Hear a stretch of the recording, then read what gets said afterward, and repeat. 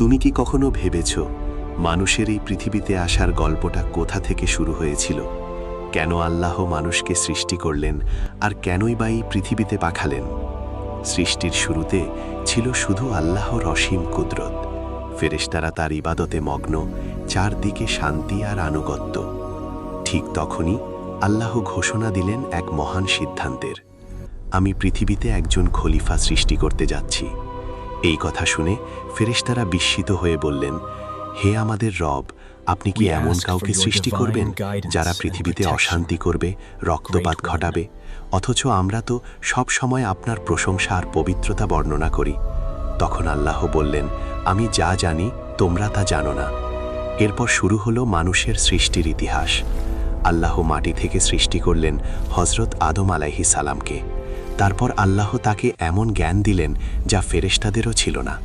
সব কিছুর নাম, পরিচয়, জ্ঞান সব শেখানো হলো আদম আলাইহিস সালামকে। এরপর আল্লাহ সেই জ্ঞানের পরীক্ষা নিলেন। ফেরেশতারা উত্তর দিতে পারলেন না, কিন্তু আদম আলাইহিস সালাম সব বলে দিলেন। তখন ফেরেশতারা বুঝতে পারলেন মানুষকে আল্লাহ বিশেষ মর্যাদা দিয়েছেন। এরপর আল্লাহ আদেশ দিলেন, তোমরা আদমকে সিজদা করো। সকল ফেরেশতা সিজদায় ঝুঁকে পড়ল, কিন্তু একজন অস্বীকার করল, সে হলো ইবলিস।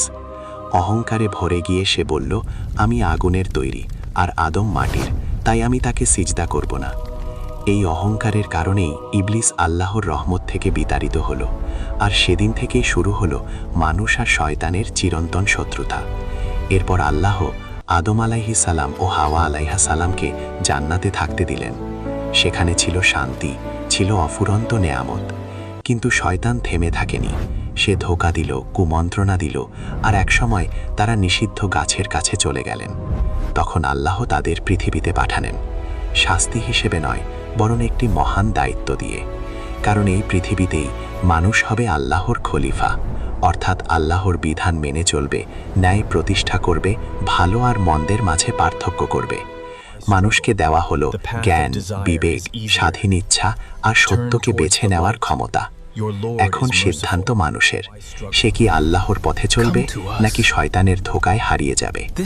এই পৃথিবীর জীবন খুব ছোট, কিন্তু এর ফলাফল চিরস্থায়ী। আর এজন্যেই মানুষ শুধু একটি সৃষ্টি নয়, বরং পৃথিবীতে আল্লাহর পক্ষ থেকে দায়িত্বপ্রাপ্ত একজন খলিফা। আল্লাহ আমাদের সবাইকে সঠিক পথে চলার তৌফিক দান করুন। আমিন।